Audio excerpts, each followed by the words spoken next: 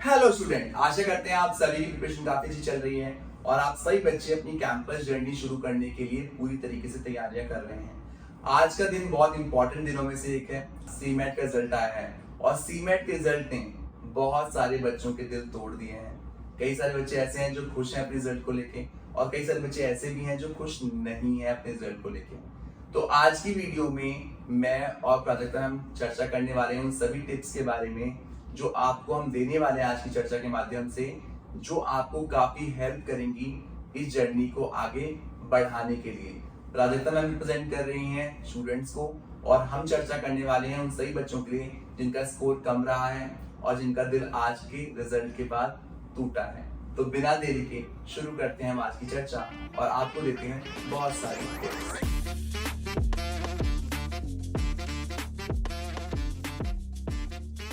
तो आज की वीडियो बहुत इंपॉर्टेंट होने वाली है। आप सभी को पता है सीमेट का रिजल्ट आ चुका है और हम चर्चा कर रहे हैं उन सही बच्चों के लिए जिनका रिजल्ट अच्छा नहीं रहा है और प्राजक्ता मैम रिप्रेजेंट कर रही है स्टूडेंट्स को। तो चर्चा शुरू करते हैं प्राजक्ता मैम के साथ। थैंक यू सर, आपने मुझे यहाँ पे इनवाइट किया।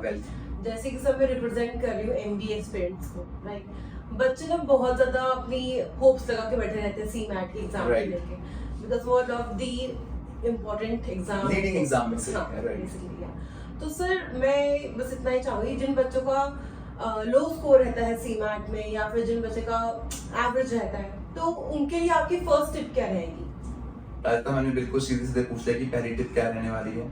मैम आपने बिल्कुल सही कहा कि सीमैट में जिन बच्चों का एवरेज स्कोर रहा है या लो स्कोर रहा है सबसे ज्यादा खतरे में वही है।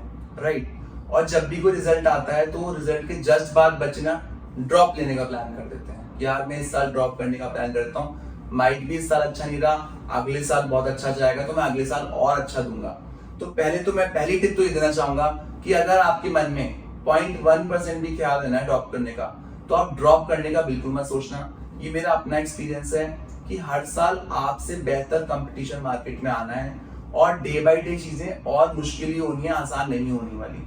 तो आपका रिजल्ट जैसा भी है, आपके कम परसेंटाइल है, एवरेज परसेंटाइल है, आपको इन दोनों को अच्छे से लेना है और अपनी प्रोफाइल के बेस पे चीजों को आगे बढ़ाना है और ड्रॉप नहीं करना। तो पहली सलाह तो मैम ये रहेगी कि ड्रॉप का विचार बिल्कुल भी मन से निकाल दें। हाँ, अगर आपके लिए कोई ड्रॉप के लिए वैलिड जस्टिफिकेशन है, आपकी जॉब लगी हुई है, आप कहीं पे जॉब कर रहे हैं, आप कुछ काम कर रहे हैं, आप एक अच्छी कंपनी में ऑलरेडी वर्किंग है, तो आप ड्रॉप ले सकते हैं। बट हाँ, just for the sake of preparation आप ड्रॉप नहीं ले सकते। आईएएस लेवल का पेपर नहीं था, नॉर्मल एग्जाम था, कई बच्चों ने बिना पढ़े भी बहुत अच्छी परसेंटाइल लेके आए, ऐसे बच्चे मुझे मिले हैं। तो यहाँ पे ड्रॉप लेने का विचार अगर किसी बच्चे के मन में चल रहा है तो ड्रॉप लेने का विचार उसका बिल्कुल खतरनाक साबित होने वाला है। सर आपने एकदम सही बात बोली कि ड्रॉप नहीं लेना चाहिए। राइट, तो सर जो बच्चे ड्रॉप लेने का सोच रहे हैं, राइट, और जिनको आप जैसे बता रहे कि नहीं लेना चाहिए, तो उनके लिए नेक्स्ट थिंग क्या, मतलब मोस्ट प्रॉब्लम के नेक्स्ट स्टेप क्या रहेगी उनके? तो प्राजक्ता, नॉट ओनली अबाउट दो स्टूडेंट जो ड्रॉप लेने का सोच रहे थे, वो बच्चे भी इनका कम स्कोर है या एवरेज स्कोर है, सबसे पहले तो उनको ये बात समझनी जरूरी है कि ऐसे कई सारे कॉलेजेस हैं जो अभी भी उनके सीमैट कम स्कोर के बावजूद उनको मौका दे रहे हैं। तो अपनी प्रोफाइल के अकॉर्डिंग ऐसे लिस्ट बनानी बहुत जरूरी है जहाँ पे कॉलेज का खुद का जीडीपीआई प्रोसेस है, खुद का अपना पर्सनल टेस्ट है, जिस बेसिस पे आपको वहाँ एडमिशन मिल सकता है। ऐसे कई सारे कॉलेजेस इंडिया में हैं जहाँ पे आप अभी भी अप्लाई कर सकते हो। तो आपको वो सारे कॉलेजेस अपने लिए देखने हैं। जिस भी सिटी से आप बिलोंग करते हो, आप दिल्ली से करते हो, आप मुंबई से करते हो, आप बैंगलोर से करते हो, अकॉर्डिंगली हर स्टेट में ऐसे कई सारे कॉलेजेस हैं जिनका पर्सनल प्रोसेस है जीडीपीआई का, जिसे देख के आप फॉर्म फिलअप करने के बाद, जीडीपीआई देने के बाद, उनका पर्सनल टेस्ट देने के बाद वहां पे डायरेक्ट एडमिशन ले सकते हो। तो आप शुरुआत उन कॉलेजेस के साथ कर सकते हो, बिकॉज इस टाइम पे ना कोर्स करना ज्यादा इंपॉर्टेंट है। जितना जल्दी आप कोर्स करोगे उतना जल्दी आप मार्केट में आओगे और जितना जल्दी आप मार्केट में आओगे उतनी जल्दी आप अपॉर्चुनिटीज दोगे।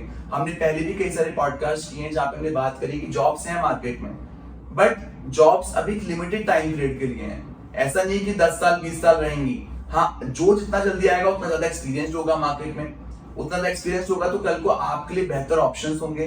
तो अपनी प्रोफाइल के according you need to locate those colleges जो आपको इस प्रोफाइल के बावजूद मौका दे रहे हैं। अपने बजट अनुसार, अपनी चीजों के अनुसार आप उन कॉलेज को विजिट कीजिए, जाके देखिए और वहां जाके कंप्लीट प्रोसेस देते हुए आप अभी भी एडमिशन का अपना फाइनल कर सकते हैं। सर अब ऑब्वियसली आपने कहा था कि कॉलेजेस देखे जिनका खुद का GDPI या PI राउंड होता है, राइट?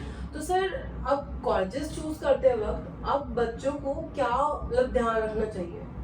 ओके, तो जब आप बात करते हो कॉलेजेस की जिनका खुद का प्रोसेस है, चीजें हैं जो आप देने का प्लान कर रहे हो, सबसे इंपॉर्टेंट है इंडस्ट्री कनेक्ट। क्योंकि जब आप बात करते हो मैनेजमेंट प्रोग्राम्स की, तो वहां पे ये देखना जरूरी होता है कि जो आपका करिकुलम है वो कितना इंडस्ट्री ओरिएंटेड है, वो कितना इंडस्ट्री के हिसाब से बना हुआ है। बिकॉज अब आप उस कैंपस में नहीं हो जहाँ पे आप लीडिंग कैंपस में नहीं हो, बहुत बड़े कैंपस में नहीं हो, आप एवरेज कैंपस में जा रहे हो, बट वहां पे कैसे टाइप्स हैं, कैसे सर्टिफिकेशंस हैं, कितना इंडस्ट्री एक्सपोजर है, ये चीज आपके लिए बहुत मैटर करेगा आपके करियर के लिए और आपके आगे की ग्रोथ के लिए।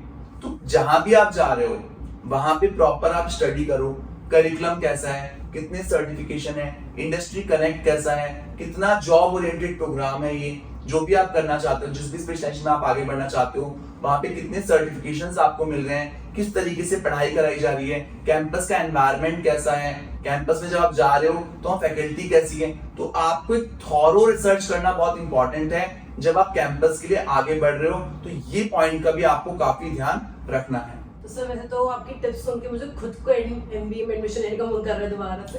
तो मैं यही पूछना चाहती हूँ कि अब हम बात कर रहे थे कि कॉलेज जिनका खुद का GD और PI राउंड होता है, राइट?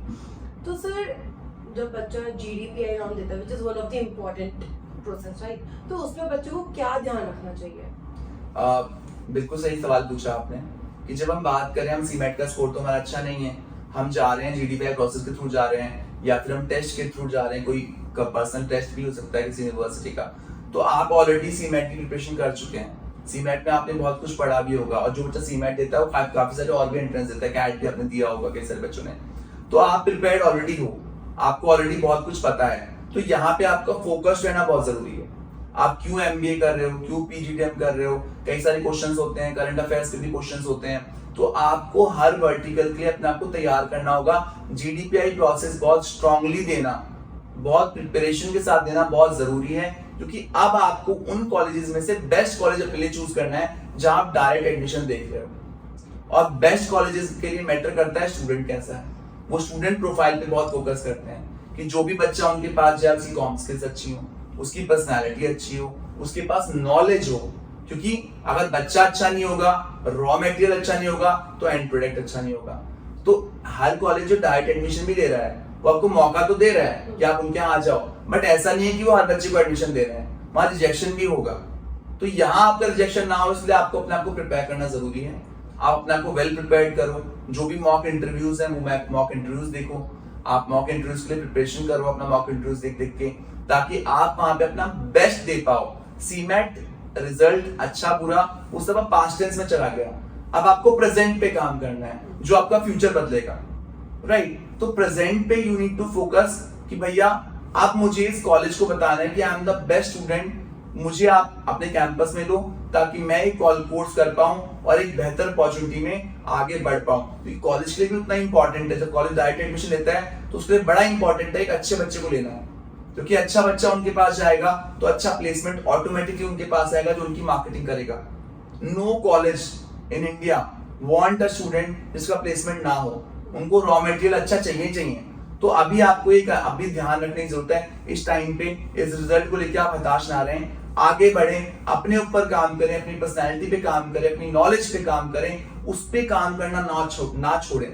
जितना आप निरंतर प्रयास करोगे अपने ऊपर, जितना आप अच्छे से अपने आप को प्रिपेयर करोगे, उतनी अच्छी अपॉर्चुनिटीज आपको मिलेंगी। क्योंकि अब जो रिमेनिंग ऑप्शंस हैं उन ऑप्शंस में से आपको बेस्ट ऑप्शन अपने लिए पिक करना है, और उस बेस्ट ऑप्शन को लेने के लिए आपका पर्सनल इंटरव्यू, आपका GD ये बहुत अच्छा होना जरूरी है, तभी आप उस ऑप्शंस तक पहुंच पाएंगे। Moving to our last tip sir, अब बहुत से बच्चे हैं जिनको सीमेट से जिनको सेटिस्फैक्शन नहीं मिलती है। अब हम डायरेक्ट एडमिशन की बात कर रहे थे, अब बहुत से ऐसे भी स्टूडेंट्स हैं जिनको डायरेक्ट एडमिशन नहीं लेना है, स्टिल नहीं लेना है ना? तो उनके लिए नेक्स्ट स्टेप क्या रहेगा, या फिर क्या वो आगे कर सकते हैं?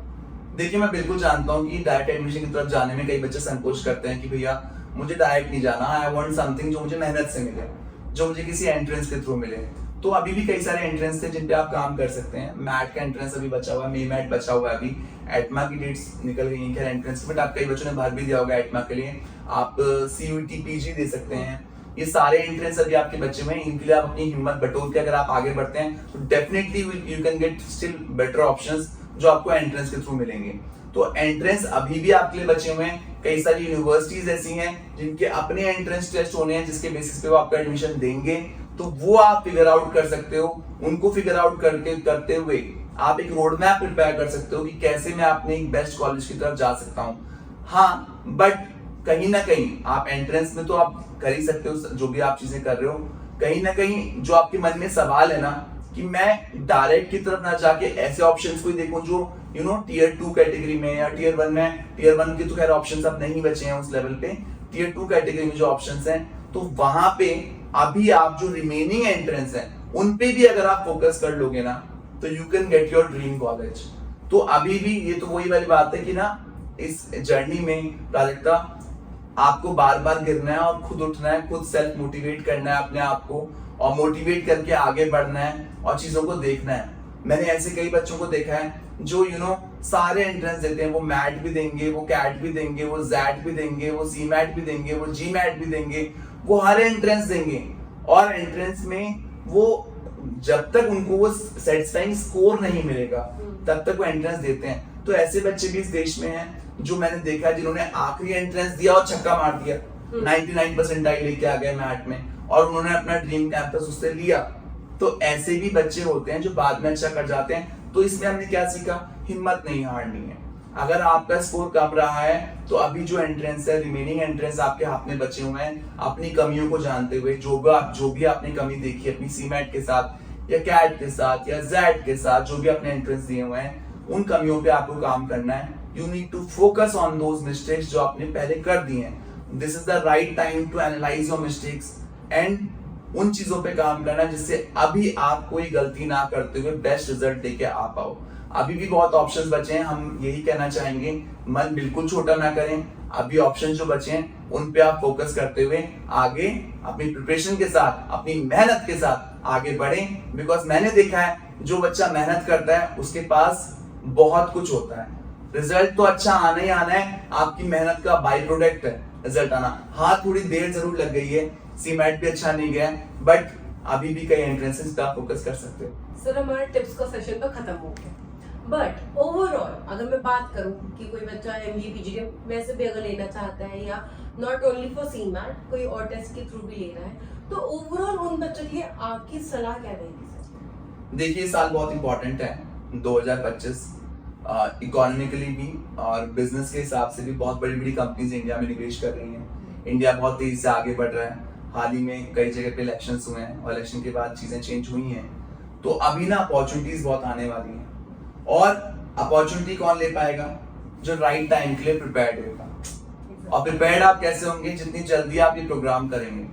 तो मैं यही कहना चाहूंगा कि आप कोई भी एंट्रेंस दीजिए, एंट्रेंस के बाद आपका लक्ष्य होना चाहिए आपको एडमिशन लेना ही लेना है, आपको पढ़ाई टाइम पे कंप्लीट करनी है।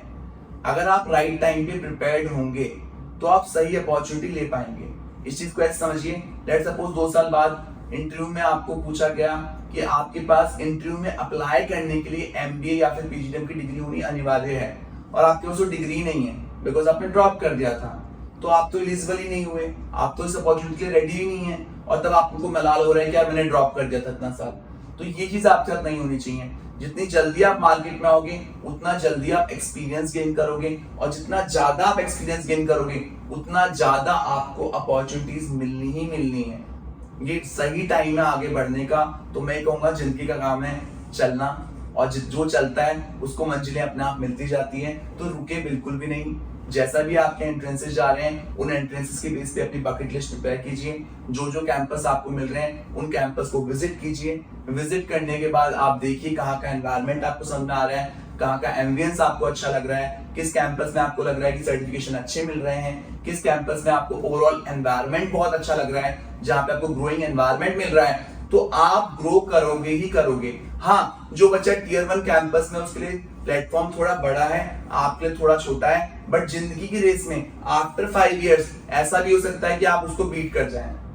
वो कब होगा? जब आप मेहनत करोगे। अगर आपकी मेहनत अच्छी होगी, अगर आप अच्छे से पढ़ोगे, अच्छे से काम करोगे, अपनी प्रोफाइल पे काम करोगे, अपने ऊपर काम करोगे, तो ऐसा भी है होगा कि आप टियर 1 कैंपस के बच्चे को भी पीछे छोड़ जाओगे और शायद से लाइफ में आप उनसे बेटर करोगे, क्योंकि ये मैंने अपने एक्सपीरियंस के साथ सीखा है कि कई बच्चे ऐसे भी होते हैं जो अपनी मेहनत के दम पे बहुत कुछ पा लेते हैं। तो यहाँ पे सक्सेस मंत्र क्या रहने वाला है कि अगर आपको खुद पे विश्वास है, आप मेहनत कर रहे हो, तो नोबडी कैन बीट यू।